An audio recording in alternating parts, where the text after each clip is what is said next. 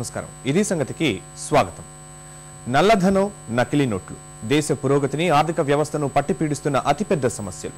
భారతావనిని అస్థిరపరిచేలా కోట్ల రూపాయల నకిలీ నోట్లు దేశంలోకి వచ్చి చేరుతూ ఉంటే లెక్కల్లోకి రాని లక్షల కోట్లు నల్లధనం రూపంలో పెద్దల ఇంట్లో బందీ అయ్యాయి. ఫలితంగా పన్నుల రూపంలో ప్రజా వినియోగంలోకి రావాల్సిన కోట్ల రూపాయలు అవినీతిపరుల ఖజానా పెట్టెలకే పరిమితమవుతున్నాయి. ఇలాంటి అక్రమాలను నియంత్రించాల్సిన సర్కారు చోద్యం చూస్తూ ఉంటే రిజర్వ్ బ్యాంక్ ఆఫ్ ఇండియా ఒంటి చేతి చప్పట్లు కొడుతోంది. నల్లధనం, నకిలీ నోట్ల నియంత్రణకు ప్రభుత్వ సహకారం అందించకున్నా విధానపరమైన చర్యలతో ముందుకెళ్తోంది. 2005కు ముందు ముద్రించిన 500, 1000 రూపాయల నోట్లను ఉపసంహరించాలన్న నిర్ణయం అందులో భాగమే అన్నది ఆర్థిక నిపుణుల మాట. అయితే నిర్దిష్ట గడువు లేకుండా పెద్దల ముసుగులోని గద్దల నుంచి నల్లధనాన్ని ఆర్బీఐ ఎలా రాబడుతుందన్నదే ప్రశ్నార్థకంగా నిలుస్తోంది.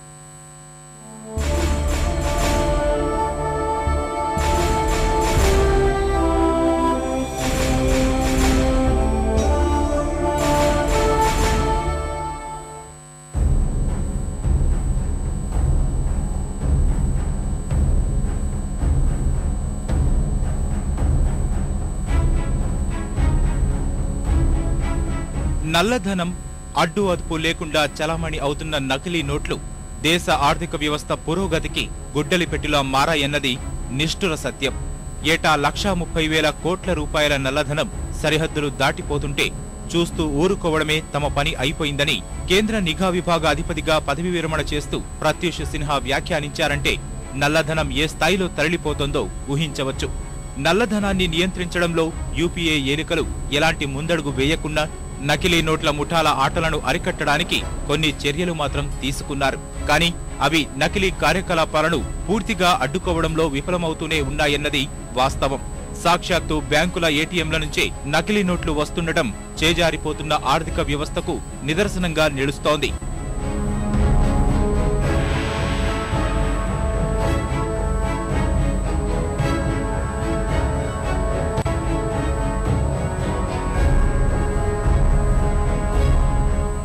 ఇలాంటి పరిస్థితుల్లో 2005కు ముందు ముద్రించిన 500, 1000 రూపాయల నోట్లను ఉపసంహరిస్తామన్న రిజర్వ్ బ్యాంక్ ఆఫ్ ఇండియా ప్రకటన తీవ్ర చర్చనీయాంశమైంది. పాత నోట్ల చెల్లుబాటుకు భరోసా ఇస్తూ ప్రజలు ఆందోళన చెందాల్సిన అవసరం లేదన్న ఆర్బీఐ ఈ నిర్ణయం వెనుక కారణాన్ని మాత్రం ప్రస్తావించలేదు. ఇలాంటి చర్యలతో వనగూరే ప్రయోజనం ఇదంటూ ప్రకటనలో స్పష్టత ఇవ్వలేదు. అయితే ఆ నిర్ణయాన్ని పరిశీలిస్తే నల్లధనం, నకిలీ నోట్లను నియంత్రించాలన్న ద్విముఖ లక్ష్యంతోనే ఆర్బీఐ ఏ తరహా చర్యలకు ఉపక్రమించిందన్నది ఆర్థిక నిపుణుల మాట. అంతర్జాలంలో చాపకింద నీరులా ప్రపంచాన్ని చుట్టేస్తున్న హవాలా తరహా బీట్ కాయిన్ లావాదేవీల బాగోతాన్ని ఇటీవలే నిషేధించిన ఆర్బీఐ దాని వెన్నంటే తీసుకున్న మరో నిర్ణయం నకిలీ నోట్లను అరికట్టడానికే అన్న విశ్లేషణలు వస్తున్నాయి.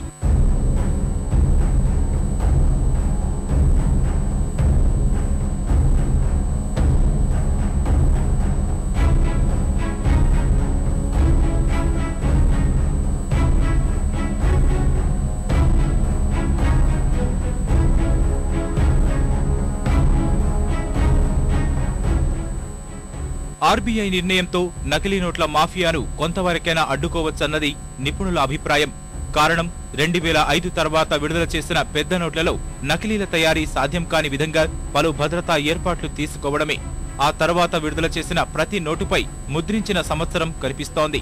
అంతకుముందు విడుదల చేసిన నోట్లకు ఈ తరహా ఏర్పాట్లు లేకపోవడం నకిలీ నోట్ల ముఠాలకు కలిసొచ్చింది. ఫలితంగా జాతీయ స్థాయి నుంచి గల్లీ గల్లీ వరకు అవే నకిలీ వ్యవహారాలు కలవరపెడుతున్నాయి. కొన్ని చోట్ల తెగించిన రాజకీయ నేతలతో కలగలిసిపోయిన నకిలీ నోట్ల ముఠాలు చెలరేగిపోతున్నాయి. అలాంటి ముఠాలను నియంత్రించేందుకు ప్రభుత్వం పలు చర్యలు తీసుకుంది. 2011 నుంచి నకిలీ నోట్ల నేరాన్ని కఠినమైన, చట్ట వ్యతిరేకమైన కార్యకలాపాల నియంత్రణ చట్టం కిందకు చేర్చింది. నేరాలకు పాల్పడుతూ పట్టుబడితే కఠిన శిక్షలు తప్పవని సంకేతాలు పంపింది. అయినా వాటి బెడద ఏమాత్రం తగ్గిన దాఖలాలే కనిపించడం లేదు.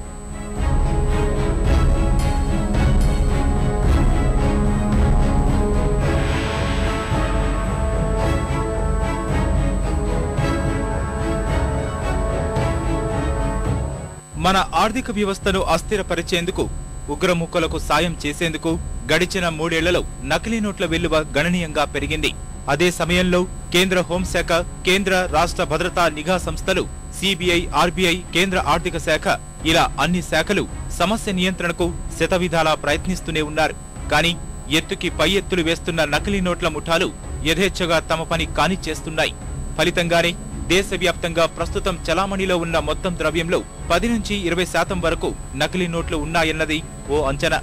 దేశంలోని అరాచక శక్తులతో పాటు పాకిస్తాన్ సాయంతో కొత్త కోరలు తొడుక్కుంటున్న నకిలీ నోట్ల సమస్యను అరికట్టాలంటే తీవ్ర చర్యలు తీసుకోక తప్పని పరిస్థితుల్లో ఆర్బీఐ నిర్ణయం ఏ మేరకు ప్రభావం చూపుతుందో వేచి చూడాలి.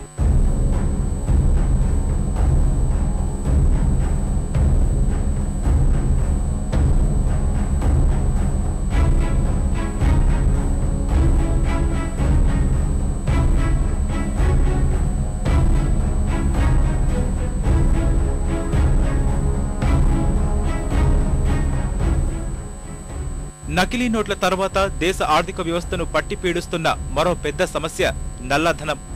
ఉత్తరప్రదేశ్లోని ఉన్నావ్ జిల్లాలో బంగారం నిక్షేపాలు ఉన్నాయన్న ఓ సాధువు కళ ఆధారంగా హుటాహుటిన తవ్వకాలకు సిద్ధపడిన కేంద్ర ప్రభుత్వం దేశంలో అనేక మంది పెద్ద తలకాయల ఇంట్లో నక్కి ఉన్న నల్లధనం జోలికి మాత్రం వెళ్లడం లేదు.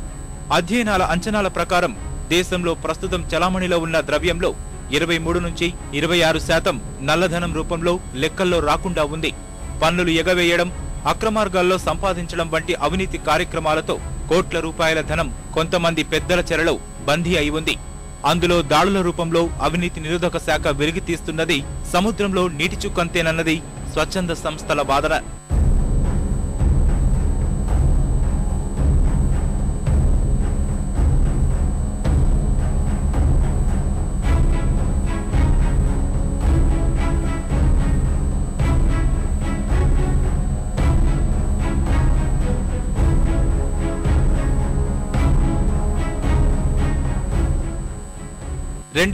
కు ముందు ముద్రించిన 500, 1000 రూపాయల నోట్లు ఉపసంహరిస్తామన్న ఆర్బీఐ నిర్ణయం నల్లధన నియంత్రణకు ఎలా దోహదం చేస్తుంది? ఆ వివరాలు పరిశీలిస్తే ఆర్బీఐ నిర్ణయం ప్రకారం ఏప్రిల్ 1 తర్వాత అలాంటి పెద్ద నోట్లు కలిగి ఉన్న ప్రతి ఒక్కరూ ఖచ్చితంగా బ్యాంకుల నుంచి మార్చుకోవాల్సిందే. అంటే ప్రభుత్వ లెక్కల్లోకి రాకుండా కోట్ల రూపాయలను దాచిపెట్టిన పెద్దలు కూడా 2005కు ముందు నోట్లను తిరిగి ఇవ్వాల్సిందే. అలా మార్చే ప్రతి నోటు తప్పనిసరిగా ఆ వ్యక్తి లెక్కల్లోకి వస్తుంది. అయితే అలాంటి పెద్ద నోట్లను ఫలానా గడువులోపే మార్చుకోవాలంటూ ఆర్బీఐ ఎలాంటి నిబంధనలు జారీ చేయలేదు. ప్రస్తుతం వినియోగంలో ఉన్న నోట్లలో 2005కు ముందు ముద్రించినవి తక్కువ సంఖ్యలోనే ఉన్నాయన్న ఆర్బీఐ వాటి చెల్లుబాటుపై ఎలాంటి ఆందోళన చెందాల్సిన అవసరం లేదని స్పష్టం చేసింది.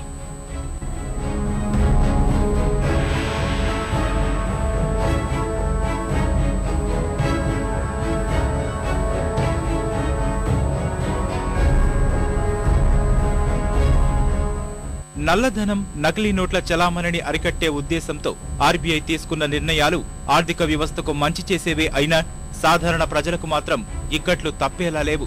సంస్థ ప్రకటన ప్రకారం ఏప్రిల్ 1 నుంచి 2005కు ముందు ముద్రించిన 500, 1000 రూపాయల నోట్లను కలిగి ఉన్నవారు ఏదైనా బ్యాంకులో వాటిని మార్చుకోవచ్చు. బ్యాంకు ఖాతా లేనివారు కూడా ఈ సౌలభ్యాన్ని పొందవచ్చు. జూన్ 30 వరకు ఎలాంటి గుర్తింపు కార్డు లేకున్నా ఎన్ని నోట్లైనా మార్చుకోవచ్చు. ఇంతవరకు బాగానే ఉన్న జూలై 1వ తేదీ నుంచి అసలు సమస్య మొదలవుతోంది. ఆ రోజు నుంచి పెద్ద నోట్ల సంఖ్య 10 కన్నా ఎక్కువగా ఉంటే నివాస గుర్తింపు కార్డు తప్పనిసరి. వ్యక్తిగత ఖాతా ఉన్న బ్యాంకులో ఎలాంటి గుర్తింపు కార్డు లేకున్నా ఎన్ని నోట్లైనా మార్చుకునే వెసులుబాటు ఉంది. ఇక్కడ సమస్యలు ఎదురయ్యేది అంతా బ్యాంకు ఖాతాతో పాటు గుర్తింపు కార్డులు లేని వారికే. ఈ కారణాలతో చాలా మంది 2005కు ముందు పెద్ద నోట్లను మార్చుకునేందుకు ముందుకు రాకపోవచ్చన్న అభిప్రాయాలు వ్యక్తమవుతున్నాయి.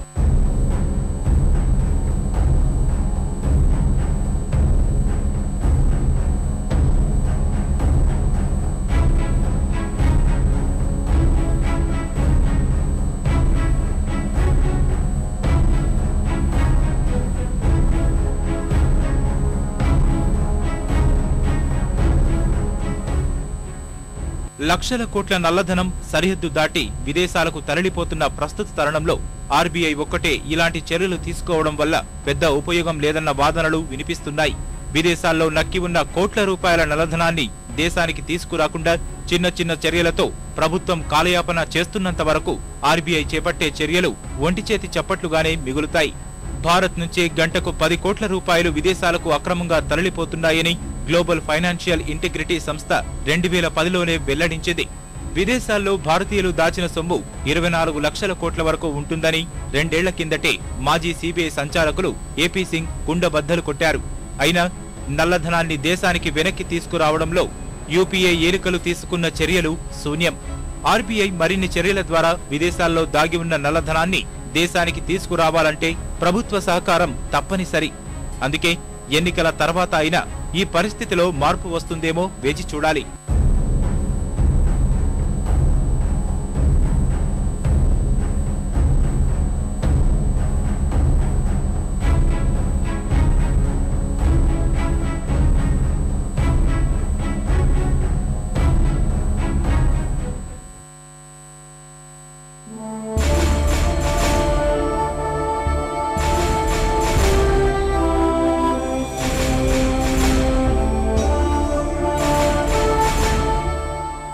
ఇంధనం ఈ వనరు లేకుండా ప్రపంచాన్ని ఊహించుకోలేం. మానవ అవసరాలు, పరిశ్రమలు, ప్రాజెక్టులు ఇలా ఇంధనంపై ఆధారపడని రంగమంటూ లేదు. ఆధునిక జీవన గతిని మార్చివేసిన ఈ వనరుకు మూలాధారం మాత్రం నీరే. విద్యుదుత్పత్తి, చమురు శుద్ధి ప్రక్రియల్లో జలవనరులే అత్యంత ప్రాధాన్యాంశం. అలాగే భూగర్భ జలాలను బయటకు తీయడం, నీటిని శుద్ధి చేయడం, ఒక ప్రాంతం నుంచి మరో ప్రాంతానికి తరలించడానికి ఇంధనమే ఆధారం. కానీ ఏటికేడు గతి తప్పుతున్న ప్రపంచాభివృద్ధి వల్ల అమూల్యమైన జలవనరులు అంతరించిపోతున్నాయి. ఈ పరిణామాలు ఇంధన ఉత్పత్తిపైన తీవ్ర ప్రభావం చూపుతున్నాయి. అయితే ప్రపంచ జీవన గమనానికి కీలక ఆధారాలైన నీరు, ఇంధన వనరులకు మరికొన్నేళ్లలో ఎవరూ తీర్చలేనంత కొరత ఏర్పడబోతోందనే నివేదికలు యావత్ ప్రపంచాన్ని కలవరపెడుతున్నాయి. భవిష్యత్తు ఇంధన సామర్థ్యం పెంచేందుకు ప్రపంచ దేశాలన్నీ సంఘటితమై చర్యలు తీసుకోవాల్సిన సమయం ఆసన్నమైందంటూ హెచ్చరిస్తున్నాయి.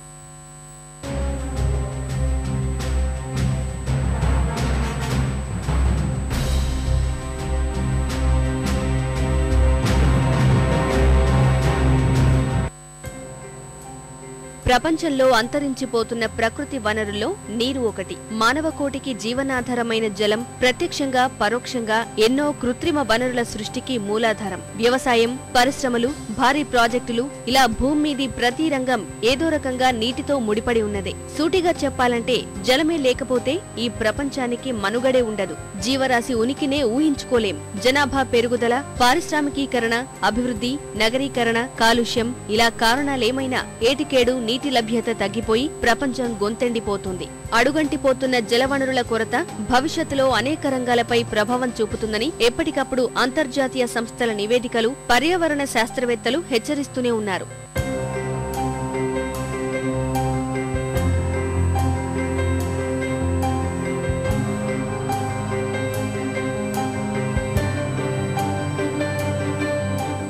అయితే ఈ పరిస్థితుల వల్ల అన్నింటికంటే ఎక్కువగా ఇంధన రంగం తీవ్ర సంక్షోభానికి గురవుతుందంటూ ఇటీవల ప్రపంచ బ్యాంకు అధ్యయనం ప్రపంచాన్ని కలవరపాటుకు గురిచేస్తోంది. మానవాళి మనుగడతో పాటు ప్రపంచ ఆర్థిక అభివృద్ధికి ఇంధన, నీటి భద్రత ఎంతో కీలకం. శాస్త్ర సాంకేతిక ఆవిష్కరణల శకం ప్రారంభమైన నాటి నుంచి ఈ రెండు వనరులు ఒకదానిపై ఒకటి ఆధారపడుతూనే ఉన్నాయి. జల విద్యుత్, థర్మల్ విద్యుత్, చమురు వెలికితీత, శుద్ధి ప్రక్రియలో ఇలా దాదాపు అన్ని రకాల ఇంధన వనరుల తయారీకి నీరు అత్యంత ప్రాధాన్యాంశం.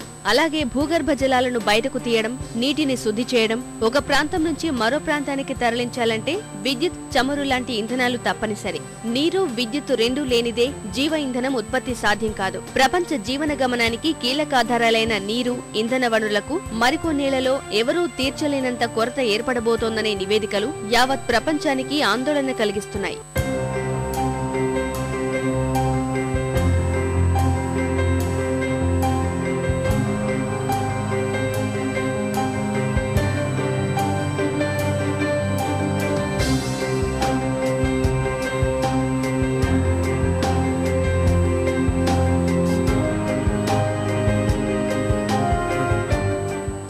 ఇరవై 21వ శతాబ్దం పోటీకి చిహ్నంగా మారింది. వ్యక్తులు, సంస్థల నుంచి దేశాల వరకు అందరూ ఒకరిపై ఒకరు పైచేయి సాధించాలనే లక్ష్యంతోనే పనిచేస్తున్నారు. విద్య, ఉపాధి, వ్యాపారం, పరిశ్రమలు, అభివృద్ధి ఇలా పోటీ లేని రంగమంటూ లేదంటే అతిశయోక్తి కాదు. ఇప్పుడు ఈ పోటీ ఇంధన, జలవనరుల వినియోగానికి విస్తరించింది. మనుషులు, పరిశ్రమలు, అభివృద్ధి చెందిన దేశాలు, అభివృద్ధి చెందుతోన్న దేశాలు స్వార్థ ప్రయోజనాల కోసం అడ్డు అదుపు లేకుండా జల, ఇంధన వనరులను వాడుకుంటున్నాయి. వనరుల వినియోగంపై విపరీతమైన వైఖరితో మానవాళి భవిష్యత్తు ప్రశ్నార్థకమవుతుందంటూ అంతర్జాతీయ సంస్థలు హెచ్చరిస్తున్నా ఒక్కరూ పట్టించుకున్న పాపాన పోవడం లేదు. అర్థం లేని పంతాలకు యావత్ ప్రపంచమే మూల్యం చెల్లించుకునే రోజు దగ్గరలోనే ఉందని ప్రపంచ బ్యాంకు అధ్యయనం స్పష్టం చేస్తోంది.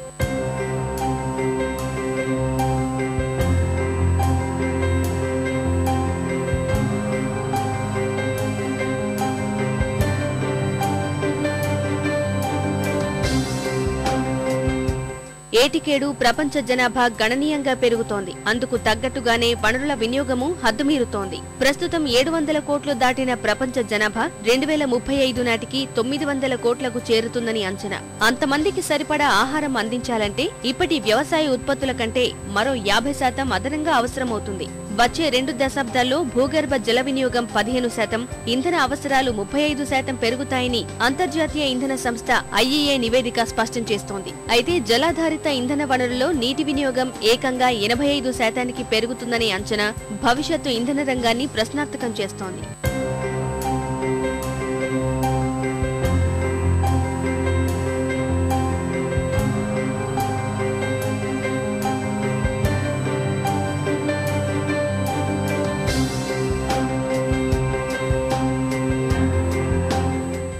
అందరికీ మంచినీరు అందించేందుకు ప్రపంచవ్యాప్తంగా అన్ని దేశాలు, అంతర్జాతీయ సంస్థలు ఎన్నో కార్యక్రమాలు చేపడుతోన్నా ఇప్పటికీ 78 కోట్ల మందికి శుభ్రమైన తాగునీరంటే ఏమిటో తెలియదు. అనేక దేశాల్లో ఏటా విద్యుదుత్పత్తి, సరఫరా సామర్థ్యం పెరుగుతూనే ఉన్నా నేటికి 130 కోట్ల మంది చీకట్లోనే కాలం వెళ్లదీస్తున్నారు. 2035 నాటికి ప్రపంచ జనాభాలో 3/2 మంది అంటే దాదాపు 500 కోట్ల మంది పట్టణాల్లోనే నివసిస్తారని అంచనా. ఈ పరిణామాల వల్ల అభివృద్ధి చెందుతున్న దేశాల్లోని పట్టణాలు భవిష్యత్తులో నీరు, ఇంధన కొరతతో అత్యంత దుర్భర పరిస్థితులు ఎదుర్కొనే ప్రమాదం ఉంది.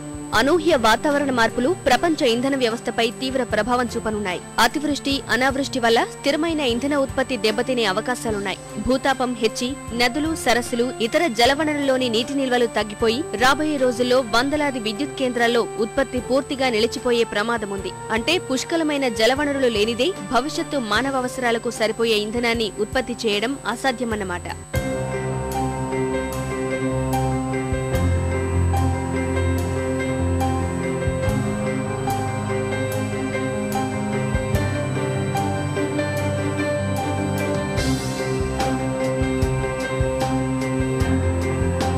ప్రపంచవ్యాప్తంగా ఇప్పటికే అనేక విద్యుత్ ప్రాజెక్టులు తీవ్ర సంక్షోభాన్ని ఎదుర్కొంటున్నాయి. గతేడాది ఫిబ్రవరిలో మహారాష్ట్ర బీడ్ జిల్లా పర్లి థర్మల్ విద్యుత్ కేంద్రంలోని మొత్తం 6 యూనిట్లు మూతపడటానికి నీటి కొరతే ప్రధాన కారణం. ఖాడ్కా ప్రాజెక్టులో నీటి మట్టం తగ్గిపోవడంతో అక్కడి నుంచి పర్లి థర్మల్ విద్యుత్ కేంద్రానికి నీటి సరఫరా పూర్తిగా నిలిచిపోయింది. గత్యంతరం లేని పరిస్థితుల్లో 1160 మెగావాట్ల సామర్థ్యం గల ఈ విద్యుత్ కేంద్రాన్ని యాజమాన్యం మూసివేయక తప్పలేదు. నీటి కొరత మన దేశ విద్యుత్ ఉత్పత్తి సామర్థ్యాన్ని ఏ స్థాయిలో ప్రభావితం చేయనుందో చెప్పేందుకు ఇంతకంటే ఉదాహరణ అక్కర్లేదు.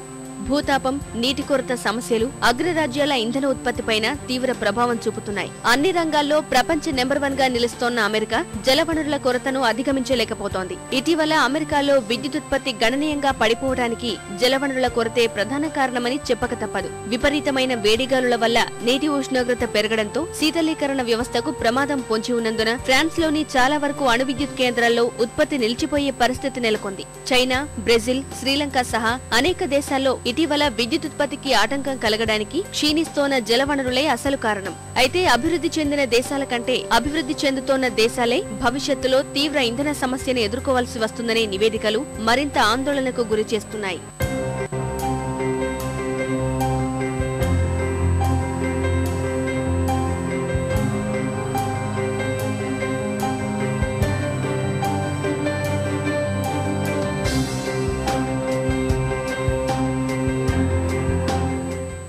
అంతరించిపోతున్న జలవనరులు ఇంధన రంగంలోని పరిశ్రమలపైన తీవ్ర ప్రభావం చూపనున్నాయి. ఇప్పటికే నీరు అందక చాలా వరకు విద్యుదుత్పత్తి సంస్థలు మూతపడుతున్నాయి. భవిష్యత్తులో ఈ సమస్య తీవ్రమై నీటి కొరత వల్ల ఇంధన రంగంలో పెట్టుబడులు గణనీయంగా తగ్గిపోయే పరిస్థితి దాపురిస్తుంది. విద్యుత్ కేంద్రాల నిర్మాణం, నిర్వహణ ఖర్చు భారీగా పెరిగిపోతుంది. ఇలాంటి పరిస్థితుల్లో ఇంధన ఉత్పత్తిని ప్రభుత్వాలు చేపట్టలేక ప్రైవేటు సంస్థలు ముందుకు రాక ప్రపంచ జీవన విధానం మొత్తం అస్తవ్యస్తమయ్యే ప్రమాదం ఉంది. నీరు, ఇంధనం లేక భూగోళమంతటా అంధకారం అలముకున్నా ఆశ్చర్యపడనక్కర్లేదు. భవిష్యత్తులో ఎదురయ్యే జల, ఇంధన వనరుల సమస్యకు ఎన్నో పరిష్కారాలున్నాయి. ఈ విషయంలో యునైటెడ్ అరబ్ ఎమిరేట్స్ UAE ప్రపంచ దేశాలకు ఆదర్శంగా నిలుస్తోంది. ఒకే దెబ్బకు 2 పిట్టలన్నట్లుగా ఒకే ప్రాజెక్టుతో తాగునీరు, విద్యుత్ సమస్యకు పరిష్కారం కనుగొంది. ప్రపంచంలోనే అతిపెద్ద సౌరశక్తి ఆధారిత సముద్ర నీటి శుద్ధి ప్రాజెక్టుకు ప్రణాళికలు సిద్ధం చేసింది. సముద్ర జలాల నుంచి రోజుకు 22 మిలియన్ గ్యాలన్ల తాగునీటితో పాటు 20 మెగావాట్ల విద్యుత్ను ఉత్పత్తి చేసేందుకు సన్నాహకాలు చేస్తోంది.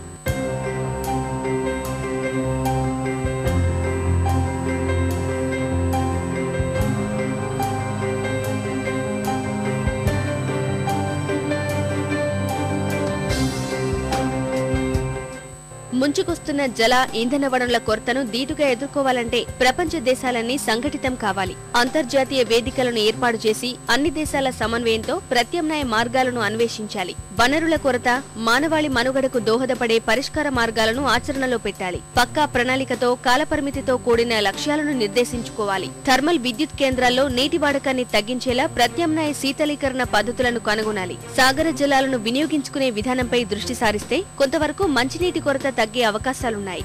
ఆధునిక సాంకేతిక పరిజ్ఞానం, పర్యావరణం, ఆర్థిక వెసులుబాట్లు ఇలా అన్ని కోణాల్లో భవిష్యత్తు ఇంధన సామర్థ్యం పెంచేందుకు ప్రపంచ దేశాలు చర్యలు తీసుకోవాల్సిన సమయం ఆసనమైంది. నీరు, ఇంధన దుర్వినియోగాన్ని అరికెట్టేలా ప్రజల్లో అవగాహన కల్పించాలి. అంతరించిపోతున్న ఈ వనరుల పొదుపు వల్ల కలిగే ప్రయోజనాలను వివరించాలి. అప్పుడే భవిష్యత్తులో జల, ఇంధన వనరుల సమస్యకు ఖచ్చితమైన పరిష్కారం లభిస్తుంది. ఎలాంటి విపత్తులు వచ్చినా సకల సౌకర్యాలతో ముందు తరాల మనుగడ సాధ్యమవుతుంది.